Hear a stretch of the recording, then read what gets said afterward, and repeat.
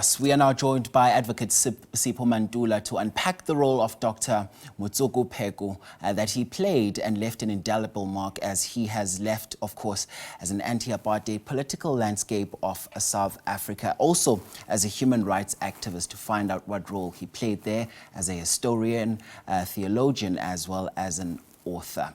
Advocate Mantula, thank you so much for your time on the program this morning. So, how do you remember the legendary leader, Dr. Pheko? Refreshing morning, Mkolisi, to your viewers. I will say to you, Mkolisi, to be very simple, it was in 1994 when he was in Mafikeng, coming from exile, being the first, one of the deputy president of the PAC. I was very young, Mkolisi, but I was able to connect with the elder during that time.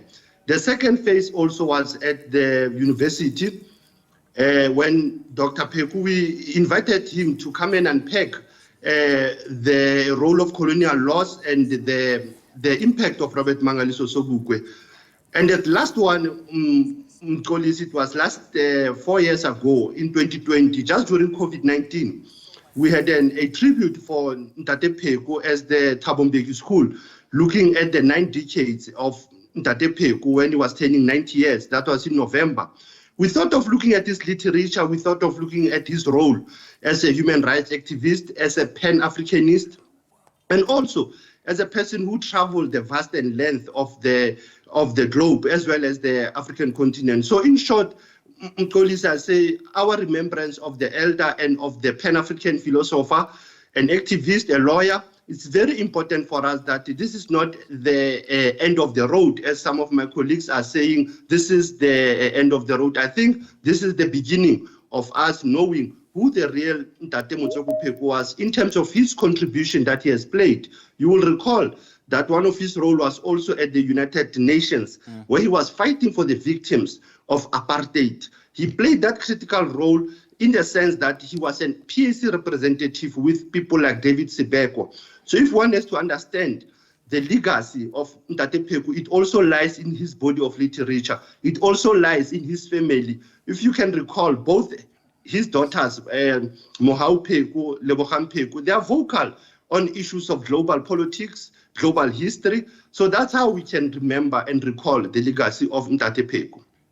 And to bring it back to his legacy, he penned so much work that we can look back to right now. Amongst many others, the African Renaissance saved Christianity, spoke about apartheid, the story of the dispossessed people, as well as betrayal of a colonized people, amongst many others. Advocate Mantula, how would you like this work to be preserved moving forward?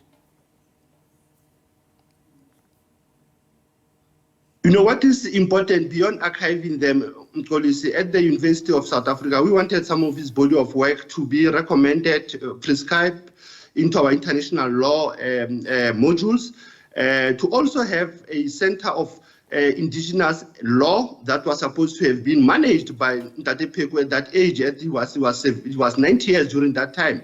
One will also want our basic education, our many institutions of higher learning, to start to adopt some of his body of work into curriculum. And secondly, you'll understand, Mkolisi, it is important also for his books to be recognized by the South African library services, so that when it is on the archive, people can have access to the body of knowledge of Ntate Pheko. And I think finally, again, it's for the media to start to think of all the voices that, as he was a member of parliament, he used to emulate. 30 years ago, if you think of this narrative of 30 years, Ntate Pheko was creating that sense in the parliament for us to understand the African politics, to understand the crisis that was in Zimbabwe, the crisis that was in Lesotho. There were many issues that he was able to unpack as he was a member of parliament. And that's how, as the media also, you need to captivate those voices, those clips of Ntate Pheko, as we are still struggling to get the voice of Robert Mangaliso Sobukwe. And as we continue to look at the legacy that he leaves behind, I want us to also touch on the role that he played in Pan-Africanism, because you just said that, you know, it's through his works that it also showed. But let's speak about, in the broader sense, the role that he played in Pan-Africanism for the benefit of our viewers. You know, if we look at our viewers in policy, is that in the early years when Dr. Pheko was, and remember he was also a lawyer, he was an advocate, admitted in Zambia, Lusaka, and that's where you can see that his role already started when he was very young, you know, pursuing the unjust laws that were there. But on a Pan-African level, he will also write books that were very simple, touching on the question of land. I think for our young listeners and viewers who want to understand the land question, Dr. Pheko captured the land question through the eyes and the face of Robert Mangaliso Sobukwe and the Pan-African leaders. He went on to look at the question of naming. As this country is struggling with the names, of changing names, he was able to capture that this country is not even South Africa, it is Azania. He raised many names that our government is now changing, various cities, giving them original indigenous names. He played that role of bringing that element of our history. And that's how the young people of Azania, of Africa, must understand that he also was able to raise the human rights education at an international level, at a continental level. He was able to make that apartheid South Africa, it is sanctioned, excluded at an international level, and that was at the UN General Assembly. So he brought the Pan-African knowledge that he was also sharing with people like Abo Tatu Clarence Makwetu, Abo Tatu Johnson Mlambo, Maxwell, Wakanima Tsevanani, Bani Desai. There were many Pan-African leaders who came after 1990 in this country, that they were pushing the question of land. They were pushing the question of identity, the question of unjust laws, the question of recognizing that Human Rights Day is not Human Rights Day, but it is Shavilanga revolution that was led by the Pan-Africanist Congress. And the issue of Lesotho also as an independent state, he was able to use the Pan-African knowledge of Robert Sobukwe, of United States of Africa. So in short, I would say his teachings must be in all universities, it must all be in basic education facilities, and the media must not shy away from profiling the Pan-African philosophers and leaders like Dr. Pheko. And I remember yesterday on this platform also listening into some of the reflections of the Secretary General of the PAC. Yesterday really did speak about how they also engaged on some of the challenges that the party PAC is currently facing right now. I want us to delve into the void that he leaves in the PAC.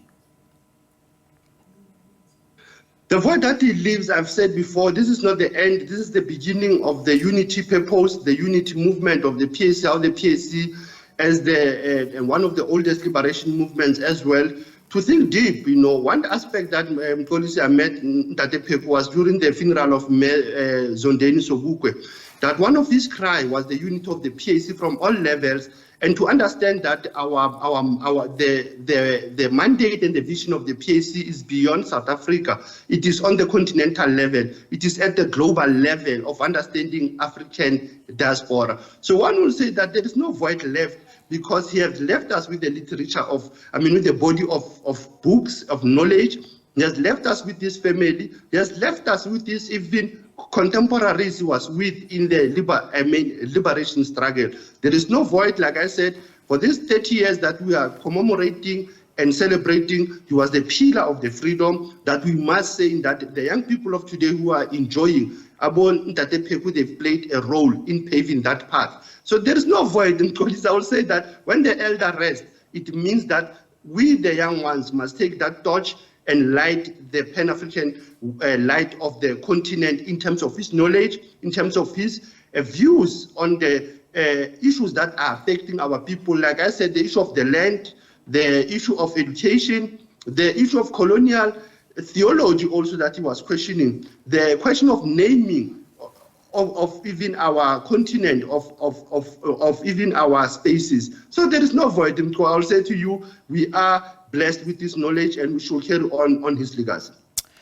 And he was a man who never minced his words. You know, his message was quite clear on many occasions when he would speak. Looking at that, we are now in the cusp of 30 years into democracy. What do you think he would say about the current state of affairs of the country? If you remember, he spoke about the amendment of our constitution. He was worried about our constitution, which he felt it was a compromise. And not only on the land question on Section 25, he was also concerned about our role as South Africa in the continent. How do we deal with African conflicts? How do we deal with human rights violations that are happening in the DRC now?